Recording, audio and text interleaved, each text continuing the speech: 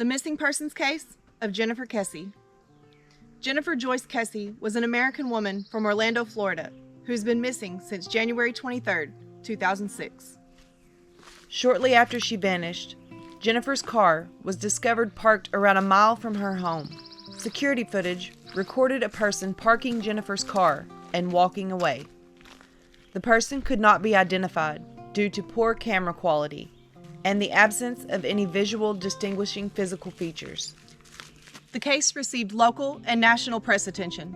As of 2023, no arrests have been made, and Jennifer's whereabouts remain unknown. Jennifer Kesse was born on May 20th, 1981, to her parents, Drew Kesse and Joyce Gilmore. She is a white Caucasian female with sandy blonde hair and green eyes.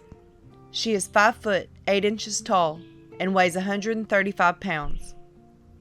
She has a defined cleft chin, a non-raised strawberry birthmark on the rib area, and a 4-leaf clover on the left hip at the panty line. She also has a shamrock tattoo on her lower back. A graduate at Vivian Gaither High School in Tampa, Florida, Jennifer attended the University of Central Florida in Orlando and graduated in 2003 with a degree in finance. At the time she disappeared, she was working as a finance manager at Central Florida Investments Timeshare Company in Ocoee and had recently bought a condominium in Orlando. The weekend before she vanished, Jennifer vacationed with her boyfriend in St. Croix, U.S. Virgin Islands. After returning on Sunday, she spent the night at her boyfriend's home, then drove straight to work on Monday morning. Jennifer was seen for the last time leaving work at around 6 p.m. on January 23rd. She spoke with her father at around 6:15 p.m. and then with her boyfriend at 10 p.m. The next morning, around 8 a.m., Jennifer's boyfriend, whom she normally calls but didn't, calls her on the way to work, but it goes directly to voicemail. He chalks it up to a meeting she had mentioned to him. His subsequent attempts were also unsuccessful. A few hours later, alarmed by Jennifer's uncharacteristic no-call, no-show, her employer contacted her parents, who then began the drive from Tampa to Orlando. On the way, they contacted the manager of the condo to ask him to check the home with the spare key. He reported that everything appeared normal and that her car was missing from outside. Jennifer's parents and brother arrive at her apartment around 3 p.m. They find evidence that she had been home that morning. They called the police. Since Jennifer is an adult, police first believed that she could have left on her own and may not actually be missing. That afternoon, friends and family saturated the area with flyers that showed Jennifer's picture. Police sent detectives to her home to begin interrogations and searches as well. After seeing Jennifer's car on the news, a tenant of a nearby complex informs the police that it has sat abandoned in front of their apartment for several days. Police confirmed that it is Jennifer's 2004 Chevy Malibu. The vehicle was photographed and taken in for examination. Police also examined local surveillance footage that showed an unidentified person parking her car and walking away. Her car was only 1.2 miles away from her home. With no sign of forced entry or a struggle, investigators initially theorized that on the morning of January 24th, Jennifer left her apartment for work and locked her front door, only to be abducted at some point while walking toward or getting into her car. Investigators were excited to learn that several hidden cameras at the apartment captured the part of the lot where the car had been parked, as well as the exit. The surveillance footage showed an unidentified person of interest dropping Jennifer's vehicle off at approximately noon the day she went missing. None of her family or friends recognized the person, whose physical features were not clear on the video. Investigators were disheartened to find that the best video capture of this subject, in 3 separate snapshots, was obscured by the complex fencing, the posts aligning to conceal the face. One journalist called the suspect the luckiest person of interest ever. The FBI was called to help determine the person's size and gender, but could only say that the person stood between 5'3" and 5'5" tall. NASA also enhanced the video to help identify the subject. Detectives interpreted the values left inside the car to imply that robbery was not a motive in the case. A search dog tracked a scent that led from her parked car back to the apartment complex, prompting detectives to believe that the suspect might have returned to her apartment's parking lot after abandoning the car. No other evidence was found along the route. A forensic examination of the car yielded little in the way of evidence, only a latent print and a small DNA fiber. Investigators deduced the car had been wiped down. The following items are known to be missing: her cell phone, her iPod, her keys, her purse, her briefcase, and the outfit she was wearing. Authorities were unable to ping her cell phone, its power remaining off. Her bank account keycard has not been used since her disappearance.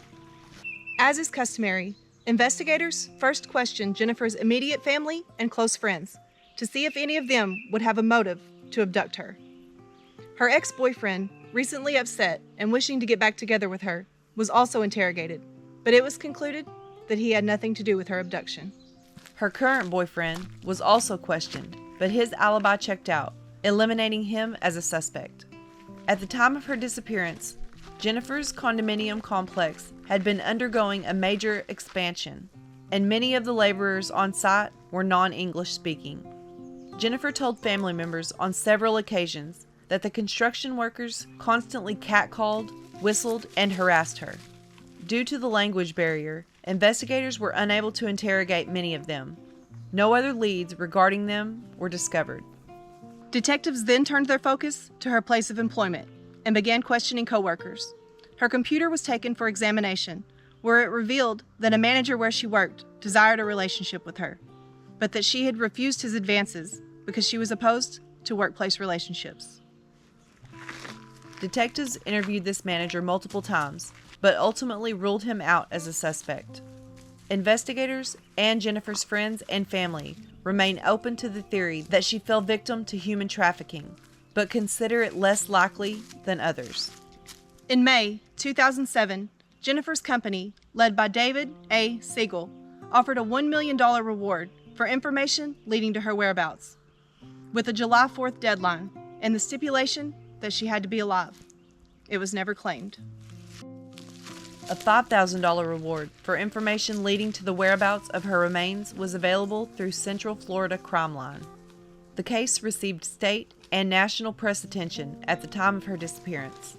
On May 2, 2008, the Florida House of Representatives unanimously passed Senate Bill 502, the Jennifer Kesse and Tiffany Sessions Missing Person Act, to reform how missing persons cases are handled in Florida.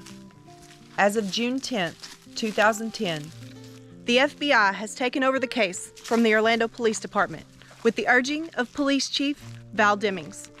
The latest search for her was in February 2014, and investigators continue to receive and pursue leads.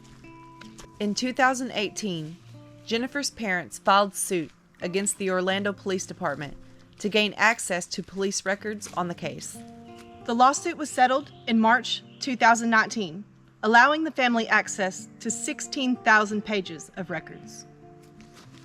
In December 2022, it was reported that the investigation into Jennifer's disappearance had been turned over to the Florida Department of Law Enforcement, FDLE, Cold Case Unit. The FDLE intends to interview people Jennifer's law enforcement team has already identified as possible suspects, or people who may have valuable information, and to retest evidence that Jennifer's family says has never been retested. Jennifer is still considered missing and endangered by the Orlando Police Department, Orange County Sheriff's Office, and Interpol. Jennifer is also still on the FBI's most wanted missing list. In a letter from the family, they stated, "It is important to know that there is no law enforcement agency responsible for looking for Jennifer Kesse at this moment. So it is us, Jennifer's family, who are the only people responsible for finding Jennifer. So we desperately need the public's help. Please utilize any and all social media private messaging to contact our investigative team. It's easy and safe, and we do see everything that comes through. Contact a lawyer with your information to get it to us, or clergy or media directly. Your identity does not have to be known. Information is key. Our tip line directly is 914-201-4009. Thanks so much for watching my video. Let's share Jennifer's story and help her family get her name out there. If you haven't already, subscribe and hit the notification bell. Here's another video to check out in case you missed it, and here's a playlist of all my videos.